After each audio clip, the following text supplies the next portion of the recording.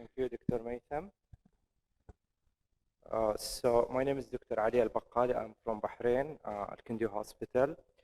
Today I will speak about the H. pylori, current strategies and challenges in the treatment, 2022. So we all know that we test H. pylori for many indications, and the most common one is dyspepsia, uninvestigated dyspepsia, which account for around 20% of the general population. That means 1 in 5 will have dyspepsia, which is uninvestigated. There's other indications like peptic ulcer disease, multiple lymphoma, unexplained iron deficiency anemia, and ITP. Now, when we come to the treatment option for H. pylori, I will go through one by one. Bismuth-based quadruple therapy through different guidelines and societies is probably the recommended choice. And probably this is the most appropriate empirical treatment. Levofloxacin-based therapy is an important, but usually not as a first line, usually second line of treatment. The problem with levo is there is high incidence of resistance in our region, and it's also rising. Clarithromycin-based triple therapy is no more recommended as an initial treatment for H. pylori in our region. That's because we have a very high resistance rate of around more than 15%. So any area where there is a resistance to the antibiotic more than 15% should not be used as a first line or as an empirical therapy. Concomitant therapy, it's the same as a triple therapy, but with adding metronidazole. It's higher eradication rate, but in the past, like a few years, we are seeing a lot of eradication failure with this medication, and that's because of clasid, which is clarithromycin. The problem with clarithromycin and levofloxacin, they are an important and crucial antibiotic for the eradication. They are not synergistic antibiotic. They are an absolute antibiotic. The other one, their resistance is absolute. Once resistant, it's always resistant. That means if you treat the same patient with the same regimen for like 3-4 times, he will not get rid of the H. pylori because of this resistance. High-dose dual therapy, there is some studies about it, but it's still insufficient data. Now, the important thing is the rifabutin therapy. That therapy used to be a rescue or salvage therapy, but in 2019, the ACG have approved this medicine as a rescue therapy after the first or second failure of a treatment. And it contains of amoxicillin 1 gram 3 times a day and total of rifabutin 150 milligram 3 times a day. We are all afraid from rifabutin because of the potential of myelotoxicity and ocular toxicity. But it's usually happen when you give the patient more than 600 milligram per day and more for a long period. But this patient will receive only 150 milligram, and it's only for 14 days. So we'll start with this case. This is a 42 years old Bahraini gentleman who came to the clinic with an escalating epigastric pain for the past 12 weeks. Nocturnal element, there is nausea, but there is no vomiting. He lost 6 kg over the past 3 months. His sister diagnosed with signet ring carcinoma at the age of 50. So you examine him, his physical examination is unremarkable. He does have mild anemia, otherwise all the workup was negative. So you did an endoscopy, you found normal esophagus, there's a couple of erosion in the antrum, you took biopsies, and there is 1 centimeter ulcer in the duodenal pulp. There was a visible vessel, you take care of it with clipping and thermal therapy. So the biopsy came with CLO test or rapid urease testing, which was positive for H. pylori. The question, which empirical therapy you want to start? So don't forget, this patient is not just regular dyspepsia. This patient have a complicated H. pylori with an ulcer with potential bleeding, especially with the visible vessel. So to start with, would you give PPI, clarithromycin, and amoxicillin, which is the triple therapy? As I said, in our region, we have very high clasid resistance or clarithromycin resistance. So this choice is no more recommended, especially as an empirical therapy. What about bismuth?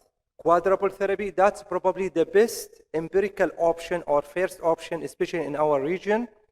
Levo-based triple therapy is recommended, but usually not as a first line, as usually as a second line. Concomitant therapy is the same like triple therapy with little bit higher eradication rate. It's again, if you have a bismuth quadruple therapy, it will be better option than concomitant therapy. And of course, rifabutin is a salvage or rescue therapy. This is the Maastricht for consensus according to the region with clasid resistance. We have a couple of studies, one from Kuwait, one from Qatar, and one from Saudi Arabia, where the clasid resistant is usually more than 20% in general. So you will start with bismuth-based quadruple therapy or concomitant therapy, and if it's failed, you will give levo-based therapy, and if it's all failed, you will give the third line, which is according to the antibiotic resistant test. This is the Toronto consensus. It is almost the same. You will start with bismuth-based or concomitant therapy. Levofloxacin will be the second line. Then rifabutin will be the third line of treatment. Now, why triple therapy is no more recommended? This study is done in 2009, which is almost 14 years now. Okay, when they compare triple therapy with concomitant therapy, as you see, there is statistical difference in terms of eradication. Concomitant therapy have higher eradication compared to the triple therapy.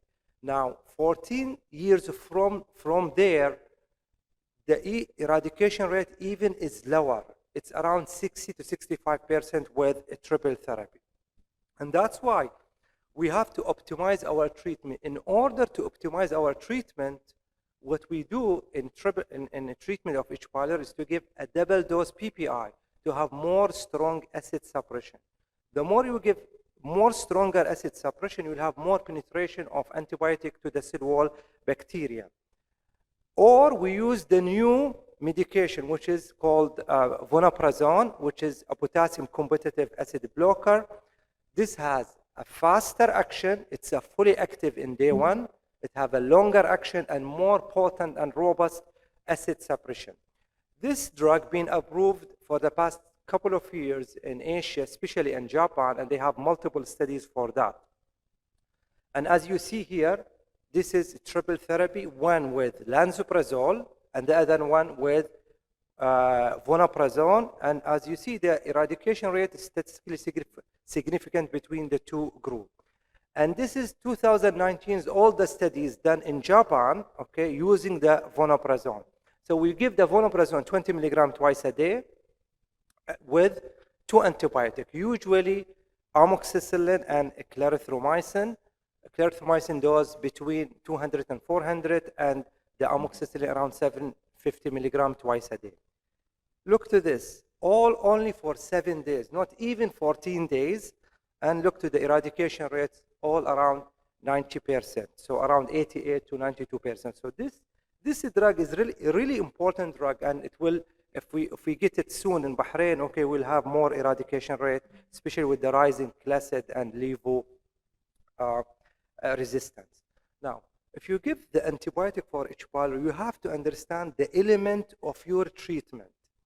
Tetracycline, amoxicillin, and rifabutin, they are still holding strong. Still, they have a very low resistance, around 1 to 2%, 0.3 to 2%. And that's why, because they are holding strong with very low resistance, you can reuse these antibiotics in the treatment of H. pylori. And amoxicillin is very important antibiotic. It's a cell wall antibiotic. It weakens the cell wall of the bacteria that facilitate the penetration of subsequent antibiotics. Now, on the other hand, clarithromycin and levofloxacin, they have a very high resistance, and the resistance is increasing also. So you cannot retreat the patient who failed with a clarithromycin regimen with the same regimen, because they will not eradicate.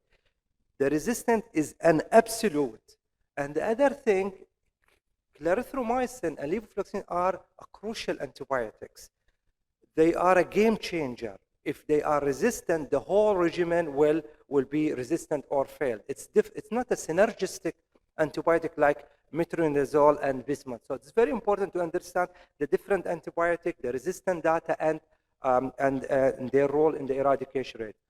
Metronidazole and bismuth is just a synergistic agent. They are not a crucial, and even if they are, if the bacteria is resistant to them, they might still get rid of the bacteria, or the eradication rate is still high.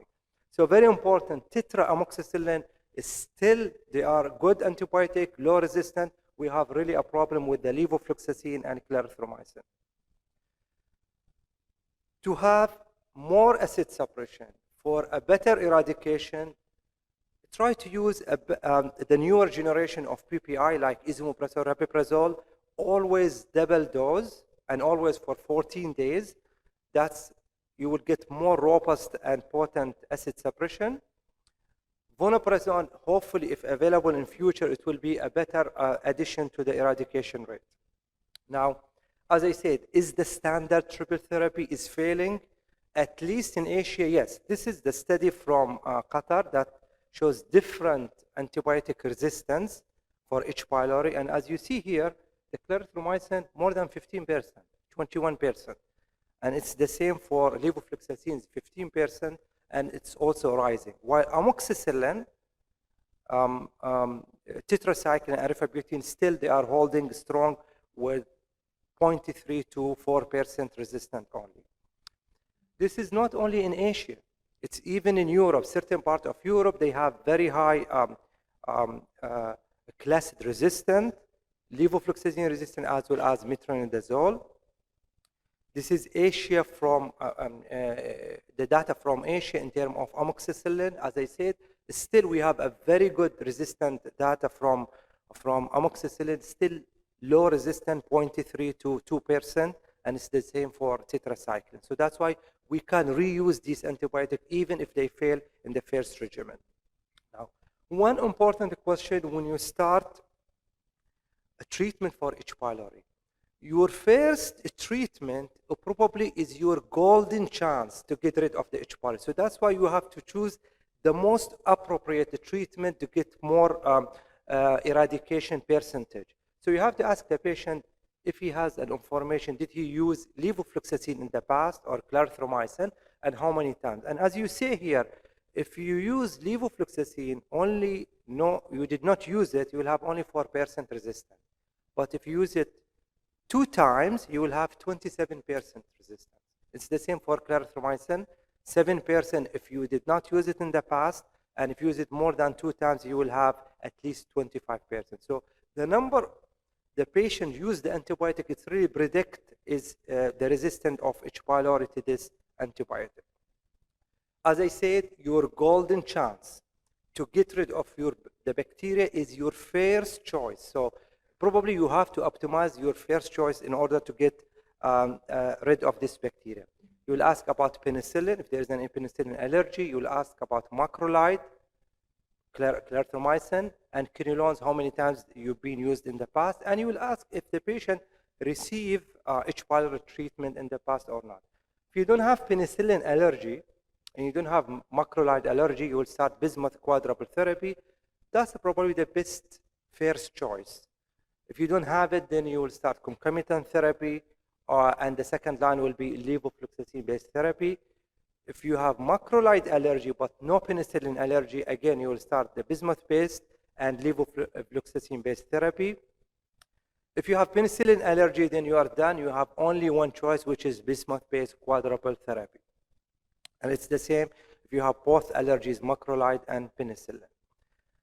As I said, in 2019, they approved this medicine, and it's approved by the ACG guidelines, Talicia or rifabutin-based therapy. It consists of 4 capsules 3 times a day, every 8 hours. Total dose of omeprazole, 120 milligram, rifabutin, 150 milligram per day, and 3 grams of amoxicillin. The eradication rate is around 88 to 92%. This is with failed treatment in the past, so the resistance is very low. Maximum is around 2%. So we are afraid from rifabutin because of toxicity, especially the myelotoxicity and ocular toxicity. But usually this happens when you give more than 600 milligram per day and for longer period of time. So in this regimen, you'll give only 14 days and it's only 150 milligrams. So it's a relatively safe regimen for H. pylori treatment. So this is my final slides. Bismuth-based quadruple therapy, probably the best empirical treatment option.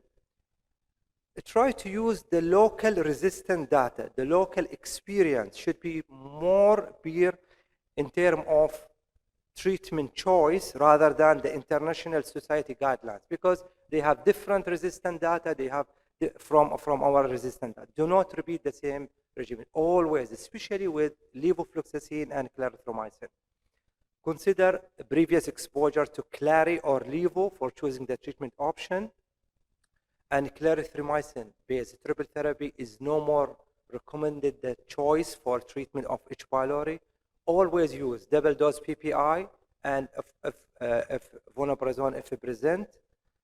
The clarithromycin and levo resistance are absolutes. Once resistant is always resistant. Do not repeat the regimen for treatment of H. pylori with these regimens. Rifabutin-based therapy carries a higher eradication rate with an accepted safety margin. Do not use the same antibiotic and stress the importance of compliance and review the possible side effect. Always treat for 14 days, no more 10 days, no more 7 days, and consider culture and sensitivity testing after 2 failed attempts at empirical treatment. Thank you very much.